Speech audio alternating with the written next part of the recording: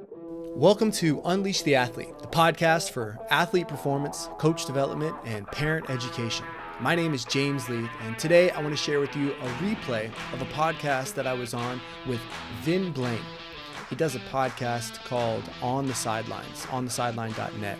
And I had never heard of it before he reached out to me, and since I did his podcast, I listen to him regularly. He's got great music. He's a really smart guy. I'll be honest with you, I loved his accent, and you'll see why. I hope you get a lot out of this. I know I had a lot of fun doing it, and so without further ado, let's dive in.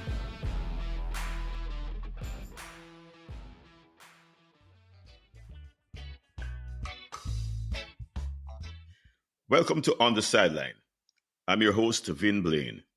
Today, I'll be having a chat with James Heath, a mental performance coach with the Chicago Bulls organization and the founder of Unleash the Athlete. We will be discussing leadership development and the important role it plays in a coach's career. Welcome, James. Hey, it's nice to meet you. How you doing? I'm great, man. Good to have you on the show, and I want to thank you for accepting my invitation. Oh, yeah, absolutely. You know, I saw Unleash the Athlete. That alone spoke to me, you know. That's good. Okay, yeah. so I got a good name. All yeah, right. Definitely. Let's go. Definitely. And I thought one course that I saw you gave has to do with leadership development.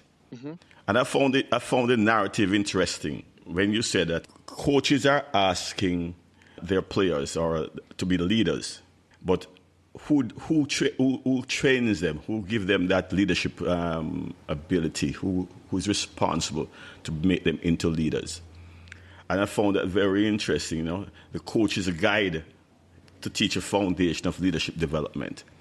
Could you expand on that for me a little bit?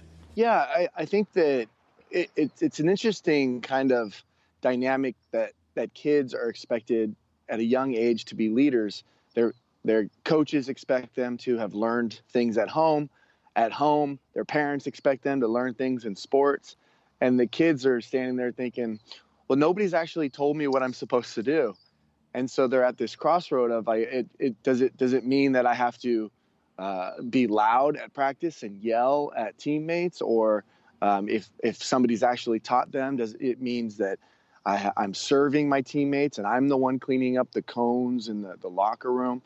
And I think that as coaches, we're put in this really interesting position where we can have a huge impact on this kid's future as an adult by teaching them very simple ways to serve the people around them through leadership, through teaching them how to have good relationships with their teammates and be the one that, if you're a little bit older, be the one that reaches over and helps the younger kid learn a skill, you know, not always leaving it to the coach, but saying, I'm going to teach this kid something I learned at camp, you know?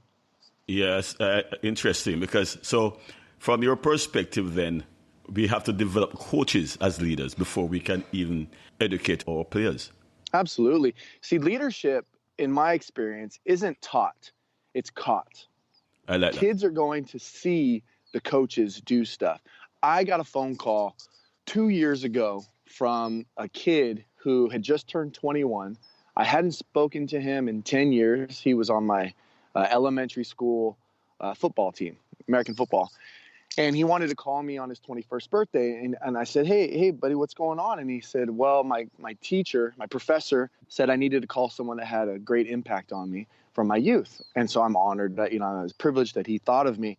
And I go, what do you want to talk about? And he goes, I have two questions for you. Now, I thought he was going to ask about we won a lot when he was on my team. We were undefeated for a few years, but we were just a very talented team. And he said, do you still open up the door for your wife? I was like, well, what? And I was like, he's like, yeah, do you still open up the door for Mrs. Coach Leith? And I said, well, yeah, of course. He goes, I always saw you do that after practice when she came to pick you up. And I've been doing it ever since. I always open up the door for, my girlfriend or my mom. And I was like, that's great. He says, yeah, they love it. It's like, I learned that from you, coach. I'm like, okay, all right. I go, what's the other question? He goes, do you do you still teach the handshake before the season starts on the first day of practice? And see what I did, because I would line them all up, and I would teach them how to, shake hands and look somebody in the eye and introduce themselves. And he said, do you still do that? And I said, yeah. And he goes, oh yeah, well, I'm a wrestler, and which I knew from Facebook and stuff. But he said, I'm a wrestler, and I'll go and I'll shake their hand, and they'll give me the limp fish or the princess, which is what I taught them 10 years ago. And I grab his wrist and I go, shake it like you mean it. He goes, and it's psychological warfare, coach. And I feel like I win in that moment. And I learned that from you, Yeah. And so we didn't talk at all about the sport. We didn't talk at all about the experience that he had being an athlete underneath my coaching. He just saw the things that I did. And so as coaches, we have to realize that they're always watching, and they're going to watch us show up on time or be late. They're going to watch us the way we communicate with our athletes, and being able to be very firm, but then also be loving, and in the same sentence. And kids, they notice that stuff. And when they're around us as adults, they're looking at us for how to be an adult and how to be a leader, and how do the coaches talk to the other coaches. They're always watching. And so leadership is very lionized for, like, we have to teach it and we have to give them all these principles, but really we have to model it first. I coaches, agree. Yeah. I totally agree with what you're saying, James, because I have always advocated that players do watch you, even just at the start of the game, at the end of the game, how you greet the other coach. And it's kind of sets the tone. If you at the beginning of the game you greet the coach and it looks like a friendly confrontation, the players will take that into the game also, because they recognize that you're absolutely. Yeah, I've always maintained that a coach's character and personality sort of seeps into the team. You can tell an aggressive team 90% of the time is because their coaches are aggressive. Absolutely. There's this great quote from a movie called Remember the Titans, and it says, "Attitude reflects leadership." Beautiful. That said it all right there, James. Because I was going to come back. It's a beautiful example that you gave with this youngster at 21 years old coming to you, and it had nothing to do with the game. It had all to do with your leadership style. Right. And that is important for me. And this is what I want to get across to coaches. Because a lot of coaches, even coaches who smoke outside, they think that if they step to the side and smoke, it has no effect on the child because he's not in the game.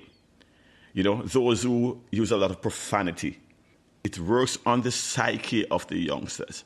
This is why I thought it was such a very important topic to discuss, because coaches seem to tend to send a youngster to be the captain of the team without any leadership ability. The only thing you say, he's a person that talks to the players. But is that a perfect example? Is that what you want from a captain? Yeah, and they could ruin everything that you've set up. You say, okay, captain, go in the locker room and talk to your teammates, and then he or she goes in the locker room and just berates them. And it's condescending, and it's, you guys are terrible, and we need to work harder. And then the captain comes out, and you're like, hey, how'd it go? And he's like, oh, yeah, everything's great. And they come out, and the team's all defeated and looking at their shoes. And like, you have to give them the tools instead of just saying, go and step up and go and encourage your team. They're like, okay, well, I'm going to do it the way I've been taught. And you have no idea what idiot coached this kid before you got to them. And so they could bring a whole bunch of mess to your team. And so you really have to model it. That is true. One of the examples I've seen recently, a coach was being interviewed. I won't call his name. But they asked him, what impact did this coach have on him? How was it working with that particular coach? And the one thing he said he had been working with him he had worked with the coach for 3 years. And his people person skill, how he interacted with players, his team talk, and how he solved situations, that had the most impact on him? And it comes back to you again. He'd never said anything about any technical or tactical work that he was influenced by this coach. Right. It was all about his persona and the way he came across to the coaches, you know? Yeah. So you think... Yeah, and Go ahead. Oh, and the athletes, they can tell if you're faking it. If you're trying to use them for something. They're kids are very, very perceptive, and we as adults, we think that we're pulling one over on them, and we really aren't. They can feel it when we are being inauthentic and when we are trying to exercise our authority over them without first earning their respect and earning their loyalty as someone who's going to lead them into battle, really. Yeah. Another area that I saw you discuss, and I want to ask you, I said, let me ask you this personally, because you had a topic, winning with a mediocre team. Mm-hmm. And I think that leadership has a lot to do with the outcome of that type of a situation. What do you think?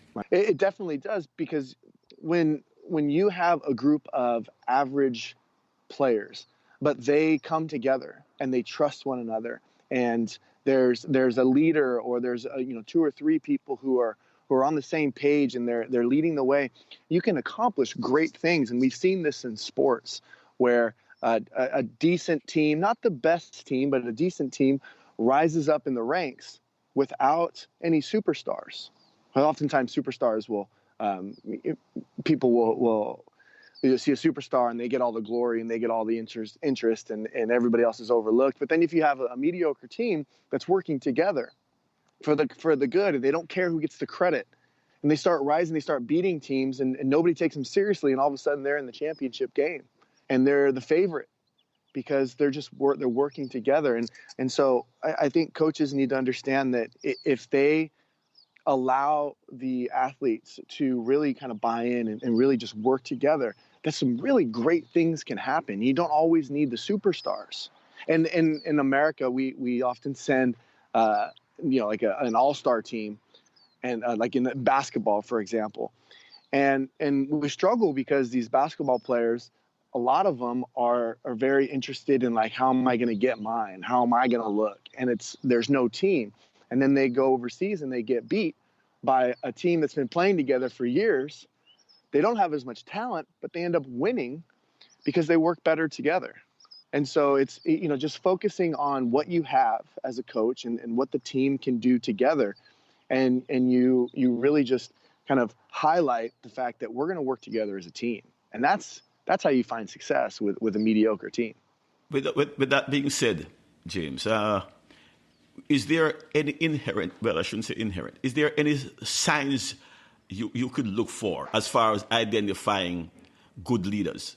Yeah, there's different types of leaders. And I think that's what coaches need to understand, is that there's different types of leadership. And on every team, there's a performance leader. Maybe there's a few of them. Somebody who is very into the details, they're very vocal at practice. They're encouraging, but they're holding the line, like, you're going to do this, you need to do this. But the health of the team is in a different type of leader, and it's a locker room leader. It's a culture captain, someone who's in the locker room who is connecting people and maybe is a little bit of a social butterfly. Like, they go over to this group, and there's cliques on every team. Like there's always going to be cliques, people who like others better than others, but you look for those leaders who are in the locker room, who are just walking over and they're really quiet and they're just like, "Hey man, how you doing? You good? All right, cool." And then they walk over to another group, "Hey, how you doing?" That's a leader. And the what is it? It's this book, The Captains. I forget what it's called, but it talks about a bunch of teams whose captain, nobody knows their name, but they're one of the best teams that's ever existed. The Captain's Corner or something. I forget what the name of the book is, but these leaders that are in the locker room, they're the ones that are promoting positive culture. They're the ones that are the glue, and the ones that, maybe they're not the best player on the team. Maybe nobody knows their name outside of the locker room. But if you remove that player from the team, the team doesn't have a chance. No chance. But then there's other leaders where you have like an organizational leader, and these are people that are they're into things outside of that immediate sport. Like maybe they're in they're in some kind of art group or music group or something. And what they do is they keep the athletes from getting burned out because they offer them different things to do. And not like go to the club and, do this stuff, but it's more like, hey, let's go see a movie. Like, let's go out, let's go. And axe throwing is really popular recently with teams that I'm working with. Let's go axe throwing. I'm like, you guys are crazy. Okay. And then you have, of course, you have future leaders. You have the young ones who are one day going to take the reins of the team and run the team. And even though they're not the forefront leader, they're still a leader. But what I think is the most important thing to realize is that nobody can lead others until they lead themselves. That's a beautiful way to put it. Let's move right into, let's go to specifically go to coaches. And I don't want to sound too simplistic, but are there any pointers you can give on coaches, what the do's and don'ts of setting an example for his charges in the players around, or how he behaves around the players? Yeah, well, what I do is I work with coaches and I let them know, or I remind them why they got into coaching. Very rarely will I meet a coach that's like, I just got into coaching to collect metal figurines with years on them called trophies. Like, that's the only reason I'm a coach, is I want to collect trophies. I don't have any of the trophies that I grew up with, like winning all these other things. I threw those away a decade ago. I didn't want them. I don't care.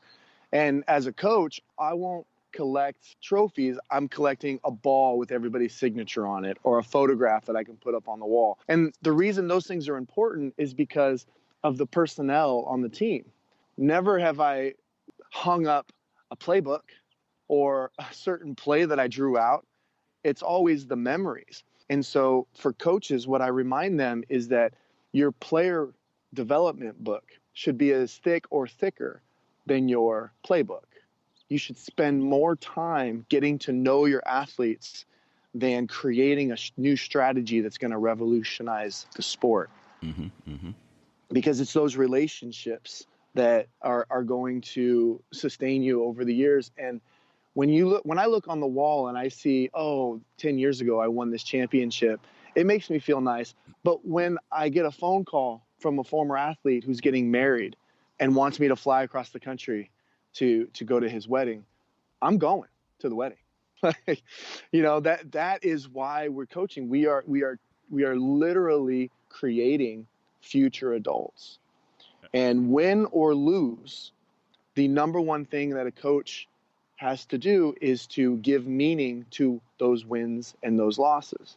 That's our job. Oh, exactly. And as I said, some coaches, maybe their philosophy sort of leads them into, behaving a certain way, especially the ones that are win at all costs, and it has an impact on the especially younger kids. The player you said you spoke to called you at 21. Maybe you had him when he was 15, and it came with him all through his life. And the example set was important to him.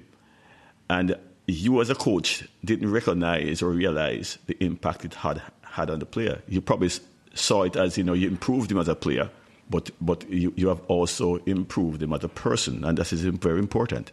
Well, yeah. I mean, before we got on the phone, I was telling you where I am, and then I'm in Fresno, California, and this is where I was raised. So I spent my youth here up until I went to university, and I was at the high school that I went to, and I was saying hello to old coaches, and I asked about a certain coach that I hadn't seen in 15 years, 20 years actually. Now I forget how old I am sometimes. But they said, he's at this school about 20 miles away. And I said, okay, I'm going to go visit him. So I got in the car and I drove over to the school, and I went in the office, and I'm like, hey, I'm looking for this coach. I'm looking for Mike Nolte. And they said, he's the athletic director. Yeah, he's over doing workouts. So I walked over to the gym, and I saw him turn the corner. And what's interesting, I haven't seen him in 20 years, but from his silhouette, I knew it was him, because I know the way he walks, his gait. And as coaches, after a few days with our athletes, we can see one of our athletes the way they're walking, and we can go, that's Sarah. That's Tony, And so as soon as I saw him, it was, big old hug, and we started talking, and he asked me, he goes, what do you remember from those times we were together?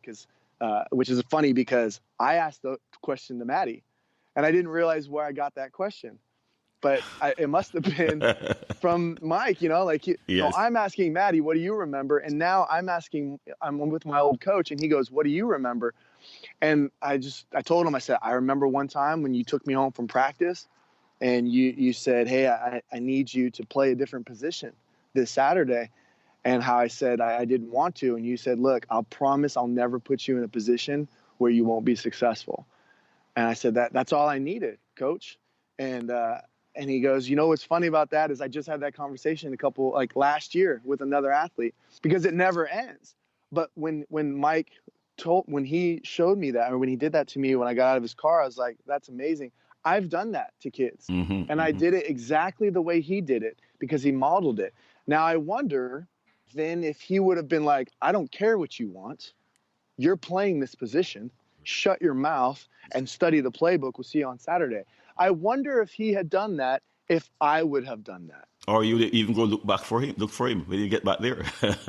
Yeah. Because when you say we coaches, we have philosophies, whether we have been intentional about that philosophy or not, it's still what we believe about how life is supposed to be lived out. And if we have a philosophy imprinted on us by some idiot coach, we have to be aware of that. And if we're a coach going from organization to organization to organization, we just can't really find a home.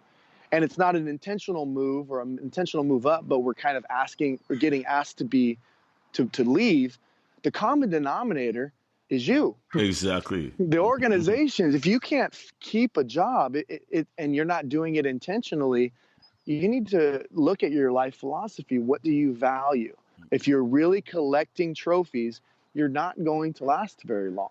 People aren't going to want you around because they want, and I think most organizations want a transformational coach and not a transactional coach. And now at the higher levels, it's a business.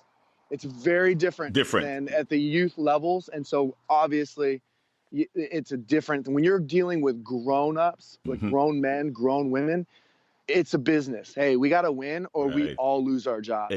But when you're, and so there's an agreement there. It's like, look, I don't need to be nice to you because I need you to perform. You're getting paid a lot of money to perform.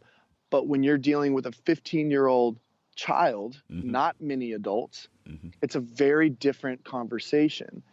And they're looking for ways to be an adult, and they're looking for you to model that. Exactly. And that brings me to the point where that coaches must recognize when they're coaching youngsters, youth, it's about building character also, not just for winning. I recently was talking to a coach, and we were talking about potential talent and identifying potential talent. But that is also seeing something in the future. What is it you want to bring to the table for these youngsters? Is it character building, just teaching them to kick a ball? It is more than just passing the ball at the youth level. As you said, at the higher level, yes, it's about money. If I hire you to coach my team in a Premier League, I'm looking for you to be developing my players. I want to win because I'm investing a lot of money. Right. So it's two different things. And it brings me to this heading I saw in your website that says intentional growth. This is a profound statement, I believe, that came under that heading. And it says, you can rely on your previous athletic experience to inform your playing and coaching experience, or you can save yourself years of mistakes by learning from those who came before you. This is so profound. And everything that you have said in the past 20 minutes. That? Yeah. No. All right. No, that is wonderful. And I want everyone that's listening to this podcast to go back and replay that statement. That in itself takes care of everything that we have been discussing so far. And it's the last thing. Or you can save yourself years of mistakes by learning from those who came before you. That is a profound statement right there. And I want all coaches listening to take that statement away and look in the mirror and see how can they impact their young players. And also even teenagers, even people who have never been influenced that way by a coach, and he's now 20, 25. This statement can sort of take that whole perspective, put a perspective on development. I know you are on a walk, and I really appreciate it. I want to just for you to sort of wrap up. I would love to talk to you for another hour, but I know it's difficult right now. What I would love for you to leave the coaches and listeners with, for me, is to say, what kind of advice would you give to coaches? I know we have spoken about some, but there are maybe some that you have been talking about on every single course, or when you do your shows and your presentations to different groups. Give me even 2 or 3 pointers that you think are very, very important for coaches to pay attention to when they're talking about leadership. Yeah, well, I thank you. That's very kind of you. I appreciate being able to spend some time with you. I think it's really important that coaches ask themselves, what is it like to be coached by me? It's awareness. And when you said that sports builds character, I actually think sports reveal character, and then coaches help the athletes refine that character by giving it meaning. What I mean by that is when a kid plays in let's say it's a non-team sport, it's track and field, and they don't perform as well, and they come up to you and they're sad. It's up to you to say, look, it's the second meet of the year. We're still developing. We want you to peak in 3 months. Right now, we're still figuring out your body. We're still figuring out your nervous system and how you respond to certain foods. And you're only 14, so you're still growing. And so then they say, oh, okay, so then I can accept this loss as development. Like, that's a coach's job. It's to give awareness to these kids that what you're going through is actually good, that it's okay. You failed. You failed dramatically, and it was fantastic. And we're going to build from that because now we know what you need. And it's in the delivery as well. Good. And so I think the next point is be aware of your tone of voice. Be aware of your condescending, sarcastic mannerisms. That if you're dealing with an 11-year-old child and you're sarcastic with them, you might think that's okay because it's funny with your friends, but that kid just thinks you're a jerk. Right. Because they don't understand sarcasm. And sarcasm is a very low form of comedy. It's funny, but it should not be the default of your comedic expression. It really shouldn't. Right. And so these kids, well, I one time worked with an American football high school team, and the coach was losing a lot of players, and he wanted to know why. And this was actually at the beginning of my coach education career. And he paid me to come out and audit his practice. And that's kind of like my origin story. Like, I did that, and then I just kept doing that. 15 years later, here I am. So, beautiful. But this was the first story. And it was in Central California. I walked out to the football field, American football, and I could see the beach. So I was like, maybe that's it. Because I wouldn't want to be practicing if I could go to the beach either. But it didn't take more than a few minutes, and one of the kids walked up to this coach and was holding his neck. And he said, "Coach, my neck hurts." And the coach looked at him and then grabbed his own neck and said, "Yeah, my neck hurts too." And I'm watching this interaction like, I just want to punch this coach in the face, like, what? Like, this kid's trying to tell you he's uncomfortable. And the coach is making fun of him, being condescending. Yeah. But here's the thing, Vin, is that I know the coach, and I know he was kind of joking. But I also know that this kid doesn't understand that. Right. And so the interaction goes on for another minute or so, and the coach gets kind of frustrated and goes, "Okay, we'll go sit down if you want to." He had to throw that little dagger in at the end. And he looks at me and he goes, "It's all right, sports psych. How did I handle that?" I was like, first of all, you're kind of an a-hole. Let me just throw that out there. He goes, secondly, he's going to quit in the next 2 weeks. You've lost his trust. He doesn't respect you, and he won't trust you ever again. He goes, "I was just joking." And I said, "I know that. He's 14. Yes. Do you know anything about his home life? Like, you don't know anything. All you know is that he came up to you, was vulnerable, and you made fun of him. And a couple of weeks later, I get a text message from him, and all it said was, "You were right, he quit." Imagine. And I wonder how long that kid's going to hold on to that story, because that coach is not just a coach. He's a father figure. Mm-hmm. He's an example of what a man is and an example of how you treat other people. And so heaven forbid that this kid decides that that's his philosophy. When somebody comes up and talks to me, I'm going to be an a-hole to them because of that one interaction. Right. Are you familiar with Mr. Rogers? Yeah. Okay. So Mr. Rogers, he's one of my heroes. And the reason I love him so much is because when I read his books that were written about him and I see his movie or whatever, his number one superpower was that he never forgot what it was like to see the world through the eyes of a child. Right. There was this one episode. I play Mr. Rogers in the background sometimes when I'm getting ready, just because he's very kind, it just kind of fills me up, and it's like cream for my coffee watching Mr. Rogers. But he had this episode where he had an eye doctor, and the eye doctor was shining a light in Mr. Rogers' eye.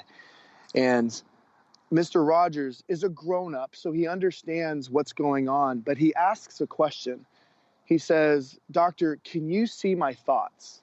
Now, Mr. Rogers is a grown-up. He knows that you can't take a flashlight and shine it in somebody's eyeball and see their thoughts.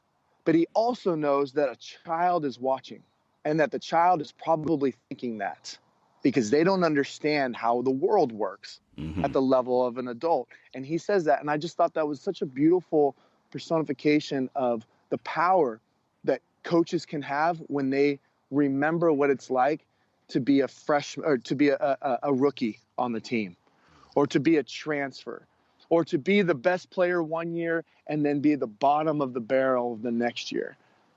That they can empathize with these players, being like, "Hey, I remember what it was like to go through what you're going through." And it's in those little tiny interactions from coach to athlete where you can relate your experience to what they're going through right now. And then they'll trust you and they'll run through a wall for you because you were vulnerable with them and you shared with them. And so I think it's very important for coaches to reach back to their experience and be able to share with their athletes, "Hey, I know what you're going through and I know it's hard, but you're going to survive." I love that. And for those listeners who don't know Mr. Rogers, there's a movie out with Tom Hanks playing Mr. Rogers.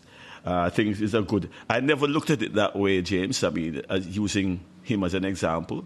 But I think now that you've explained it, and the humility and understanding youth, I think that's maybe a good movie for my listeners to go out and watch. It's Mr. Rogers with Tom Hanks. Oh, yeah. It's a good one. It's a good movie. Yeah. I've watched your workshops. I love the way exercises, for the want of a better word right now, that you engage your audience in. I want to suggest to my listeners to go to your website.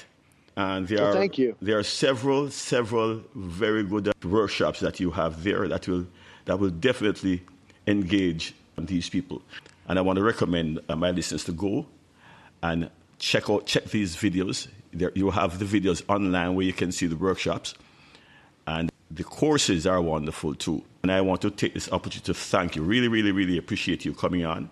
And I'm looking forward to be able to talk to you again about some other areas that I've seen you talk about in the past. I would allow you to go back to your walk. Thank you, Vin. It's been an absolute pleasure. Thank you so much for inviting me. And I as you said, I could talk for another hour with you. It's been a pleasure. And there you go.